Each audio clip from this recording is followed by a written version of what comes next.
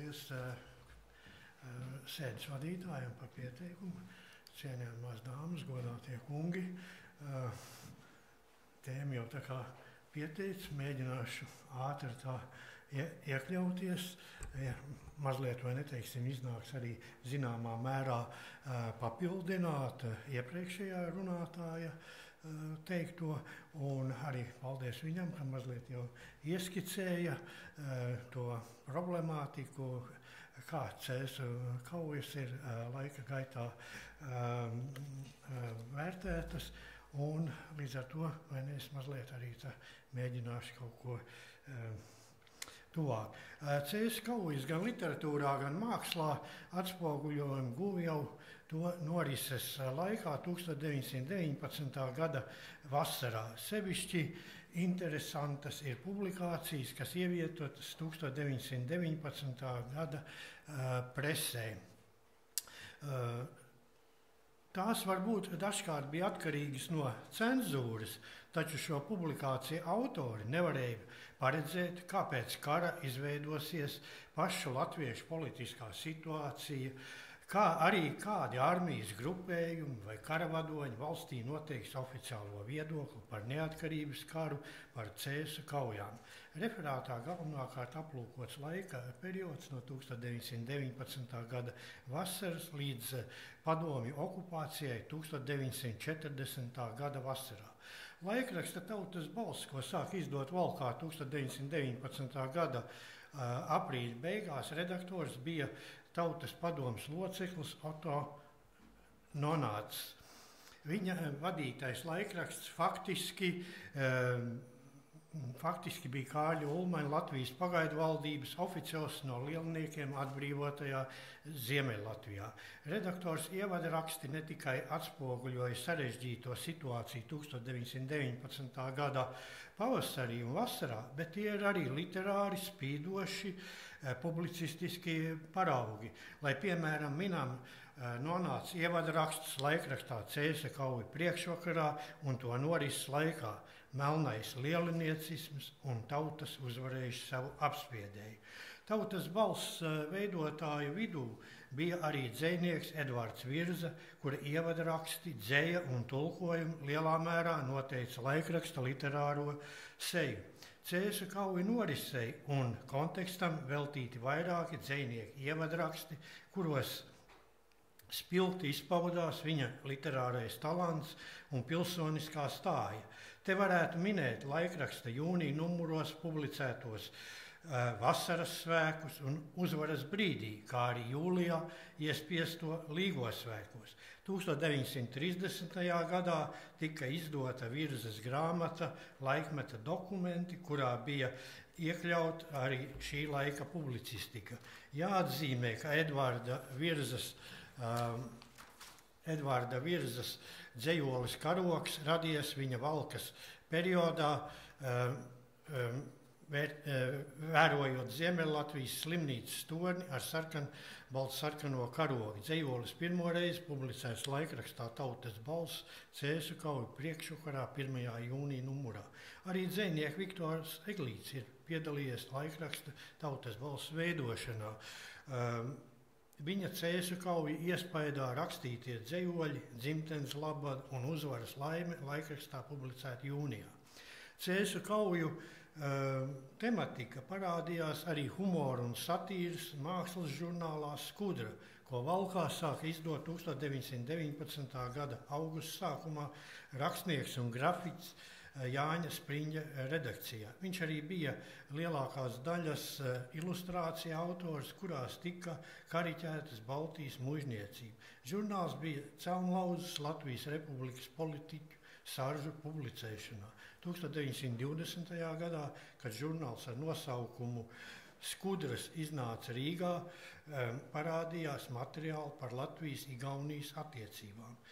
Pēc Latvijas atbrīvošanas kara Cēsu kauju tematikai literatūrā pievērsušies gan militārie darbinieki, gan citu profesiju pārstāvi, kuri vairāk vai mazāk bijuši notikumu līdzdalībnieki.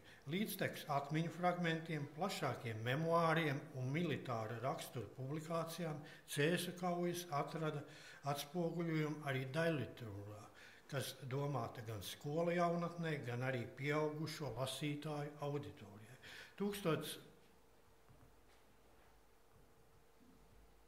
1923. gada vasarā jaunatnē domātais žurnāls Cīrulīts sāka publicēt dzejnieku, rakstnieku un politiķa Gotfrīda Milberga, kur literārais pseidonīms Skujufrīds, nacionāli vēsturisku tēlojumu jaunatnē Daugavas Vanadzēns, darba apakšvirsraksts Mazā Marģera kara piedzīvojumi. Pamatojoties uz faktiem, autors ļāvis fantāzijai vaļu, izveidodams zēna varoņa tipu un viņa gaitas caur visiem kļūmīgiem notikumiem, sākot ar Latvijas valsts nodibināšanu līdz pat, vai neteiksim, raksta publicēšanu. Tēlojumā iekļautas arī nodaļas Zaļā armija un Raunas leja, kas saistās ar Cēsu kaujām. Arī citos vēlākos Skujufrīda darbos iekļaut Cēsu kauju problemātika. 1928. gadā izdota ir nonāca monogrāfija Ziemeļlatvija, kas gan vairāk būtu pieskaitām vēstures literatūrai. Tur ir arī nodaļa, kas veltīta Cēsu kaujām un tās priekšvēsturē. Nonāca publikācija, ir jāpiemina vēl citā sakarā. Arī vai ne, šeit šodien jau iepriekš izskanējušo, vai neteiksim, iepriekšējā referāta runātāja sakarā. Viņš bija uzrakstījis rakstu Ziemeļlatvijas cīņu laikmets jubilejas izdevumam Latvijas Republikas 10 pastāvēšanas gados, kas bija jau nodrukāta, bet pirms grāmatas iesiešanas šīs drukas loksnes tika izņemtas un iznīcināts. To vietā ievietojot rakstu ar citu saturu. Tas bija tādēļ, ka vācu minoritāti, kas bija pārstāvēts Saeimā, neapmierināja latviešu igauņu kopējās cīņas pret Landesvēru traktējumus. Par to plašāk nonācis rakstījis rakstā Kāpēc nepazīstam Latvijas vēsturi, kas publicēts žurnālā Latviju grāmata 1929. gada maijā. 1929. gada laikrakstā Brīvā zeme turpinājumos publicēja grāmatizdevēju rakstnieka Anša Gulbe romānu Zigfrīds, kura centrālais tēls bija Latvijas pirmais ārlietu ministrs Zigfrīds Anna Mērovics. Laikraksta maija numuros bija iespiestas nodaļas, kurās tēlot Cēsu kauju laika notikumi un personas. Atzīmējot Cēsu kauju 10. gada dienu, kādreizējie cīņu biedri 1929. gadā nodibināja Cēsu pulka bijušās brīvprātīgo skolnieku rotas karavīru biedrību, kas kļuva par vienu no rosīgākajām Latvijas atvaļināto karavīru organizācijām. Savas darbības sākumā skolnieku rotas biedrības locekļi apņēmās ierosināt dzejniekus, rakstniekus un māksliniekus minēt savos darbos rotu un viņas nopelnus. Jāatzīmē, ka šī karavīru biedrība ar savu patriotisko darbību bija iemantojusi arī Kārļa Ulmaņa un līdzgaitnieku uzticību un varēja savu darbību turpināt arī pēc 1934. gada 15. maija valsts apvērsuma, saprotams, vai neteiksim, akcents mazliet pārbīdot citā. 1933. gadā laikraksts Latvijas kareivis iespieda rakstnieka Aleksandra Grīna triloģijas Dvēseļu putenis pēdējo daļu, kas veltīta Latvijas neatkarības kara laikam. Cēsu pulka bijušās skolnieku rotas karavīru biedrības pārstāvi griezās pie rakstnieka ar lūgumu romānā iekļaut arī vēstījumu par skolnieku rotas līdzdalību karā. Pirms pārstrādātā romāna jauno nodaļu publikācijas laikraksts Latvijas kareivis 1934. gada 8. jūnija numurā rakstīja: Šonedēļ, kad sākas Cēsu kauja atceres dienas, sākam ievietot Cēsu skolnieku rotai veltīto romāna nodaļu, kurā kā skolnieku vadītāji kaujā figurē daži romāna abu pirmo daļu varoņi. Te vēl jāpiezīmē, ka autors izmantojis Cēsu skolnieku rotas veterāņu memoārus un notikumu gājumus, tāpēc viscaur sakrīt ar vēsturisku patiesību. Cēsu pulka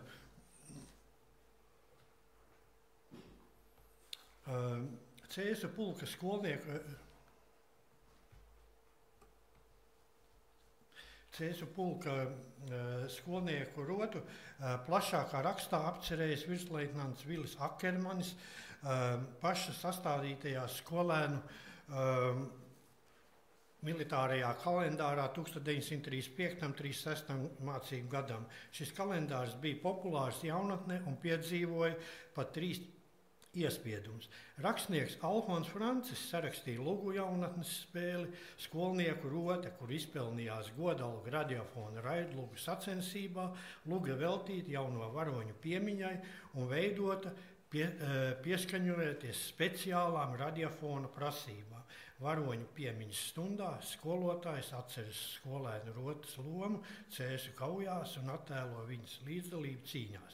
1935. gadā iznāca arī rakstnieka Ādolfa Ersa grāmata Vidzemes brīvības cīņas.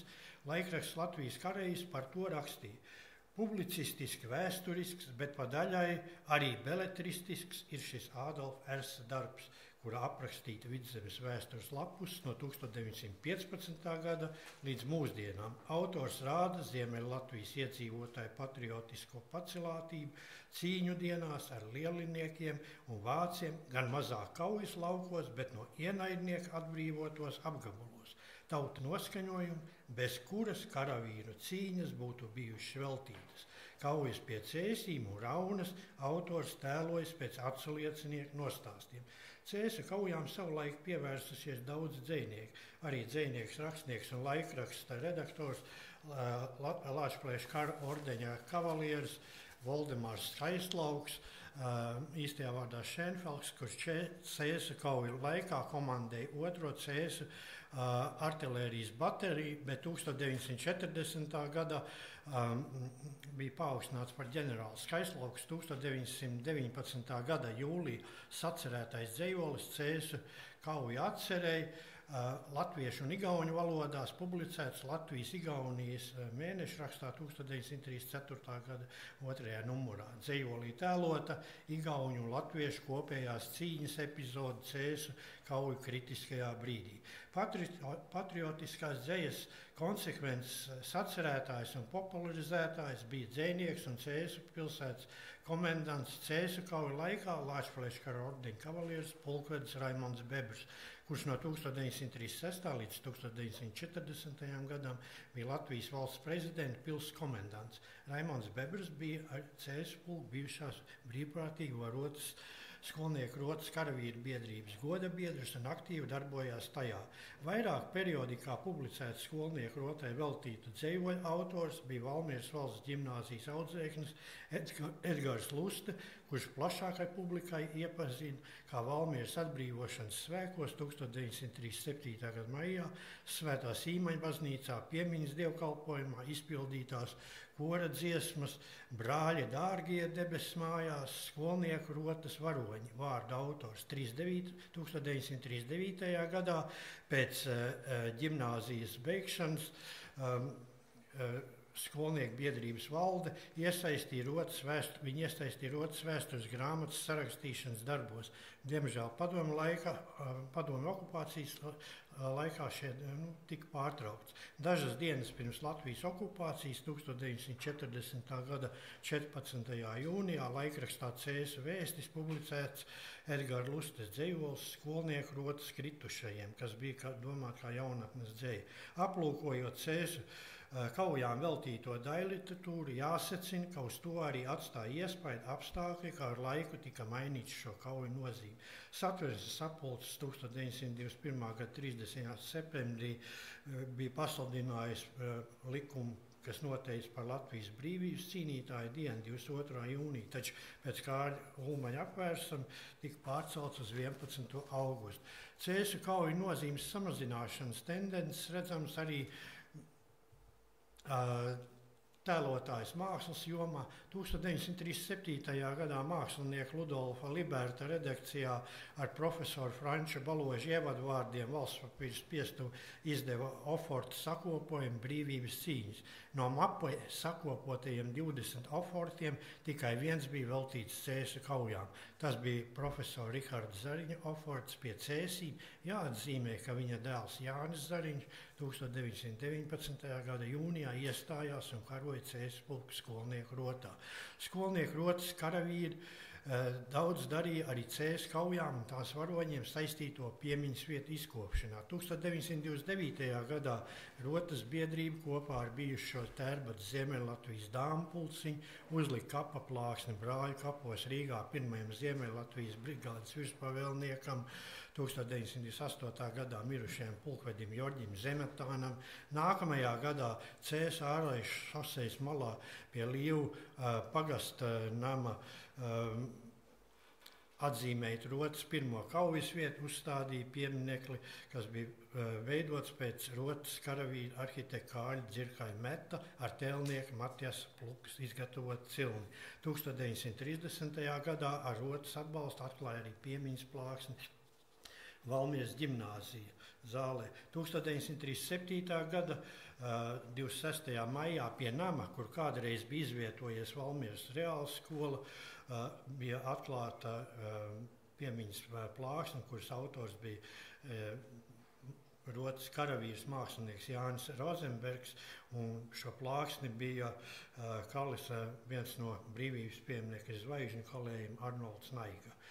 Plāksnes zeltītie burti vēstīja šajā namā 1919. gada 26. maijā dibināta Cēsu pulka brīvprātīgo skolnieku rota.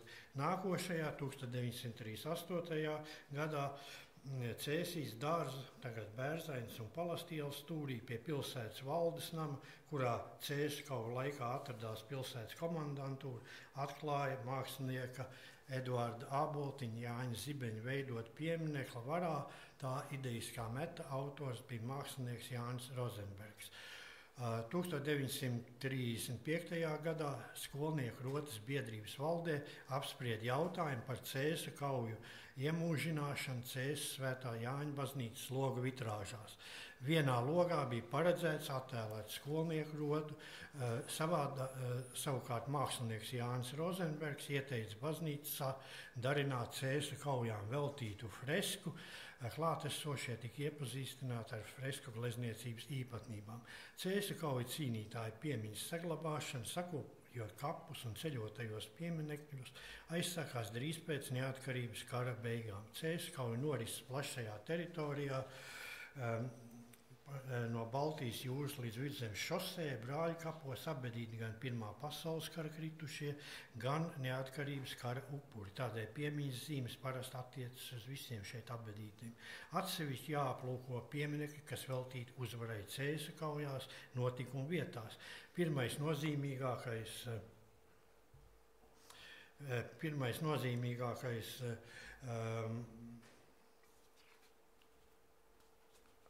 piemineklis bija 1924. gadā pēc arhitekta Paula Kundziņa Meta uzceltais uzvaras piemineklis Cēsīs, kuram šogad būtu 100. gada diena. Plašāk šeit pieminekļa vēsturē nepakavēšos, kā arī tā iznīcināšanas un atjaunošanas vēsturi neapskatīšu. Tas redzams lejā muzeja apmeklētāju centrā izstādē. Par to, kā Cēsu kauja 10. gadadienu 1929. gadā stimulēja Cēsu apriņķa sabiedrību saglabāt uzvaras piemiņu laikrakstā Cēsu avīze, 1933. gada janvārī rakstīja tēlnieks un sabiedrisks darbinieks Augusts Julla. 1929. gadā Liepas pagasta padome ierosināja jautājumu svinēt Ziemeļlatvijas atbrīvošanas svētkus Liepā. Šo ierosinājumu pagasta padome atļāva izlemt Cēsīm kā lielākam Ziemeļlatvijas centram, un tai pašā laikā Cēsīs nodibinājās Ziemeļlatvijas atbrīvošanas pieminekļa fonda komiteja ar pilsētas galvu priekšgalā, kuras mērķis bija saskaņā ar ierosinātāju vēlēšanos vākt līdzekļus idejas atbrīvošanas pieminekļa celšanai Cēsu kauju frontes joslā – Straupe, Cēsis, Liepa, Rauna un citi. Šeit, vai ne, teiksim, mazliet tāds ieskats. Un 1929. gadā minētā komiteja sarīkoja atceres svēkus Cēsīs, kuros komitejas kasa ieguva apmēram 2000 latus, un arī ministra kabinets vēl, kā saka, deva 3000 latus. No iegūtajiem līdzekļiem bija paredzēts straupes, straupes 1500, Cēsas skolnieku rotai 300, Liepas nodaļai 2000, Raunai 1200 latu. Un Augusts Julla rakstīja, starp citu, Liepas pagasta pārstāvjiem, kā ierosinātājiem, bija šī ziņā atšķirīgas domas. Tas ir cīņas joslu atzīmēt kopīgiem vienidejiskām piemiņas atzīmēm, bet nodomu neizdevās realizēt, jo pēc zināmas summu saņemšanas citas organizācijas gāja savus separātus ceļus. Kā pirmie nākošajā 1930. gadā pieminieku pie Līvu pagastnam uzstādīja Cēsu pulku skolnieku rodas bijušie karavīri. 1931. gadā ar valsts prezidentu Albertu Kviešu piedalīšanos bijušajā Mastraupas pagasta plācī atklāja tēlnieku Teodoru Zaļkalnu veidoto pieminekli Ziemeļlatvijas atbrīvotājiem. Savukārt 1933. gadā prezidents Alberts Kviesis atklāja tēlnieka Kārļa Baumaņa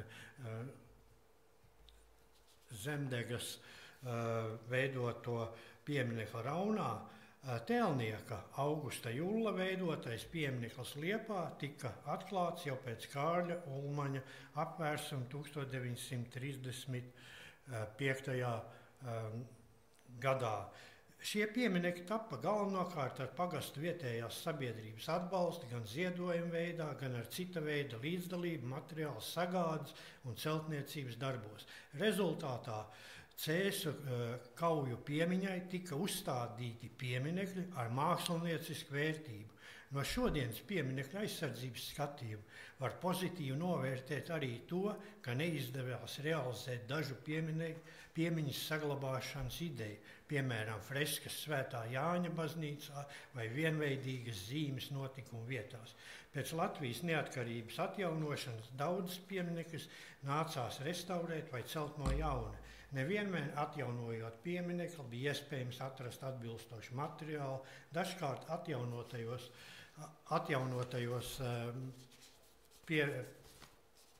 pieminekļos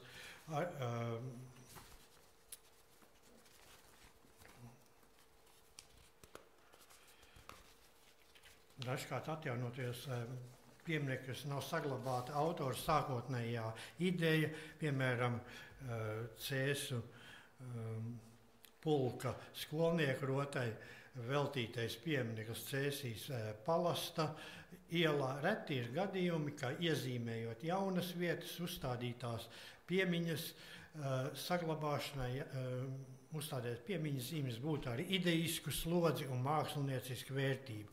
Cēsu kauju piemiņas saglabāšanai jābūt Latvijas valsts un sabiedrības pārstāvju uzmanības lokā, veicinot mākslinieciski kvalitatīvu literatūras un mākslas darbu radīšanu.